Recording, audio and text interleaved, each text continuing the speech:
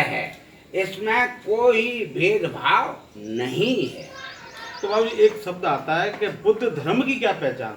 धर्म तो बुद्ध यहाँ पे धर्म कहते, देखो ऐसा है, मतलब जो ना जानकार लोग होते हैं, क्या आप जानते हैं कि बुद्धिस्ट लोग मतलब थोड़ी बहुत बातें जानेंगे, बोधिसत्व बाबा साहब डॉक्टर अम्बेडकर को पढ़ लिया या थोड़ी बहुत हाँ, बिल्कुल। तथागत गौतम बुद्ध की बात जानेंगे और अधूरा ज्ञान। कहलाने लगे अधूरा बुद्धिस्ट। हम हैं बुद्धिस्ट, हम हैं अम्बेडकरवादी।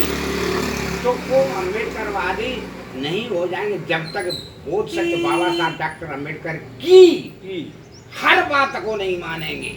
अब यहाँ पर अम्बेडकर नगर में ही सारे अपने को अम्बेडकरवादी कहते हैं, परंतु बाबा साहब डॉक्टर अम्बेडकर ने ये कहा कि हमको तथागत बुद्ध के धर्म को मानना चाहिए, उस पर चलना चाहिए, हिंदू धर्म त्याग दो, इसमें असमानता है, भेदभाव है, ऊंच नीच है, तो वो नहीं त्यागना चाहते।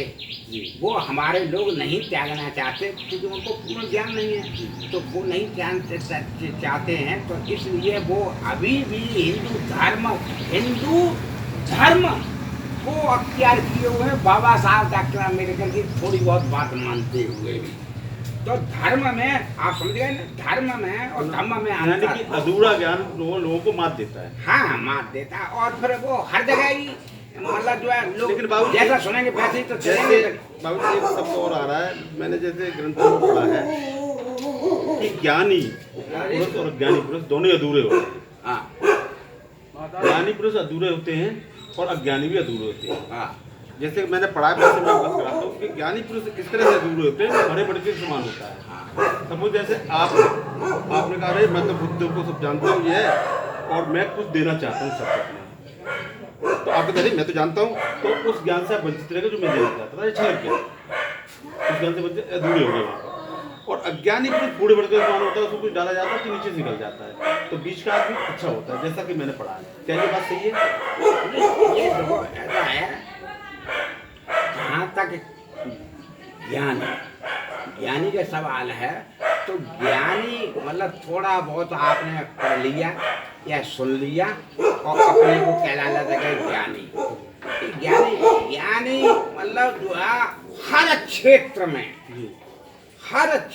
में आप प्रवीण हो, हर क्षेत्र में ज्ञान के मामले में प्रवीण हो तब ज्ञानी कहलाएंगे, और नहीं तो ज्ञानी नहीं।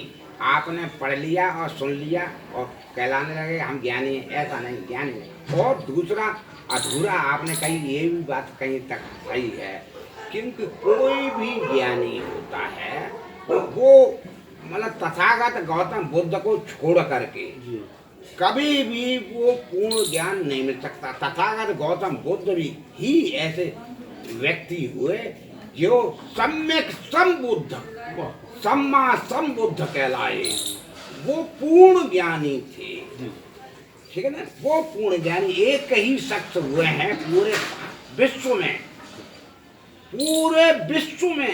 एक ही शख्स हुए हैं, सिद्धार्थ गौतम, जिनको ज्ञान मिला वैशाख पूर्णिमा को बुद्ध गया में पीपल वृक्ष यानी बोधि वृक्ष के नीचे। तो बाबू जी एक चीज भूल जाऊंगा, इसका मतलब ये हुआ कि सृष्टि की रचना शब्दों से हुई है, सृष्टि की रचना शब्दों से हुई है, मतलब न अल्लाह से हुई है, न ब्रह्मा विष्णु महेश से हुई है, और न ईसा से हुई है, यानी शब्दों से हुई है। शब्दी सारा शब्दी तथागत है और शब्दी सत्य। आपके जो है प्रश्न है वो बहुत गहराई तक ले जाने वाले हैं, और इनका उत्तर एकदम साधारण नहीं है, एकदम साधारण नहीं है। ये हिंदू धर्म या इस्लाम धर्म यानी मुसलमानी धर्म, सिख धर्म या ईसाई धर्म, इनमें उत्पत्ति या सृष्टि मतलब किसी मतलब पैगंबर, खुदा, यीशु प्रभु या मतलब तरह तरह के ब्रह्मा विष्णु महेश, हिंदू इस तरीके से ये कहते हैं, मानते हैं, ठीक है। परंतु तथागत गौतम बुद्ध ने इन सबको नकारा और ये कहा कि ये जो कुदरत है, ये अनवरत अपने हिसाब से चलती आई है और चलती रहेगी। इसमें उत्पत्ति यानी सृष्टि जो है हमेशा इंसान की उत्पत्ति है सृष्टि, इंसान के द्वारा स्त्री और पुरुष यानी स्त्रीलिंग और पुल्लिंग के समागम से होती है। कोई इसमें ईश्वर खुदा प्रभु है या ईसा अल्लाह या गुरु नानक साहब, इनका कोई रोल नहीं है, इनका कोई इसमें कारी दखलंदाजी नहीं है। ये तो प्रकृति लगातार चलती आई और चलती रहेगी, अनवरत अनवरत अनवरत चलती आई और चलती रहेगी। इसमें सृष्टि में तथागत गौतम बुद्ध ने कहा, एक सूक्त में कहा, अनच्चा संसारा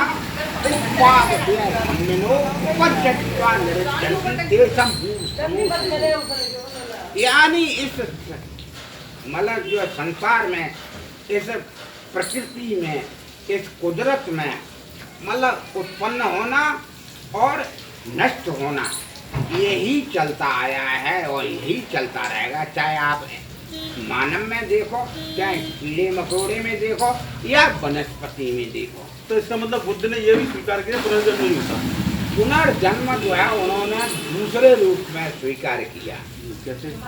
ऐसे कि मतलब जैसे जो है आप हैं, मोमबत्ती नहीं आप हैं, आपका कोई पुत्र है, वो मतलब जन्मा आपके घर में, तो मतलब और वो जैसे आपके पिता के मान लो आपके पिता रहे, अब वो मान लीजिए खत्म हो गए संसार से, एक पेड़ बना, उसमें फूल आए, फल बना और तो बीज पैदा होगा। हाँ, तो वो आपके पिता संसार से चल बसे।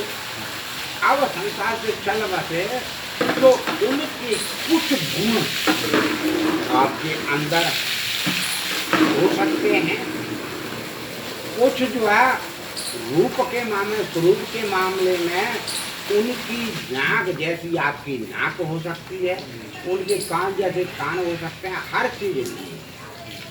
चीज़ नहीं हो सकती। और हर चीज़ का मतलब जैसे वो विद्या को ग्रहण किए हुए तो वैसी विद्या आपकी अलग विद्या होगी, आप अलग पढ़ेंगे, आपको अलग विद्या मिलेगी।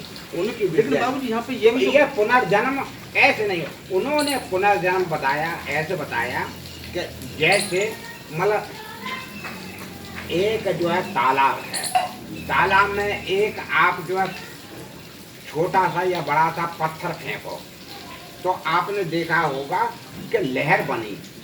पहले एक छोटी लहर बनी, वो आगे बढ़ी, चारों तरफ आगे बढ़ रही है लहर, और फिर वहाँ जाके वो खत्म हो गई। दूसरी लहर बनी, दूसरी बनी, फिर वो आगे बढ़ी तो वो भी खत्म हो गई, क्रम चलता रहा। तीसरी लहर बनी। तो इस तरीके से जो है लहर बनते चले जाना। तो कुछ जो है आधारभूत, जिनको हिंदुओं में कहते हैं तत्व, तो कुछ आधारभूत जो है एक मिटा, फिर आगे चल करके दूसरा बना, फिर वो भी मिटा, आगे चल करके फिर तीसरा बना। इस तरीके से चलता रहता है, तो इसको कहते हैं पुनर्जन्म। वैसे पुनर्जन्म ऐसा नहीं कि हूबहू आप अपनी पिता के हूबहू शक्ल में आ जाएं या हूबहू उनके गुण आपके अंदर आ जाएं। इसका मतलब तो ये होगा कि हमने एक मोमबत्ती जलाई और एक मोमबत्ती से हमने 100 मोमबत्तियां जला दी। हाँ, यस, बिल्कुल सही। इसका मतलब आपके शब्दों का मतलब हुआ कि हमने एक मोमबत्ती जल दिया और उस मोमबत्ती से 100 मोमबत्तियां जला दी। अरे 100 जलाए, हजार जले। एक उदाहरण तो इस तरीके से। दूसरा मैंने नहीं पढ़ा है, ज़्यादातर मैंने वेदों में और काफ़ी अध्ययन मैंने भी किया है, तो मैंने ये देखा है कि जो हमें आपको बता रहे शब्दों के माध्यम से करा है, नाक एक शब्द है, आँख एक शब्द है, सिर एक शब्द है, कान एक शब्द है, गला एक शब्द है, यानी एक स्ट्रक्चर की रचना होगी शरीर को, यानी कि सृष्टि की रचना। यानी अब फिर आ जाते हैं हम, ईंट एक शब्द है, ईंट, गारा एक शब्द है, सीमेंट एक शब्द है।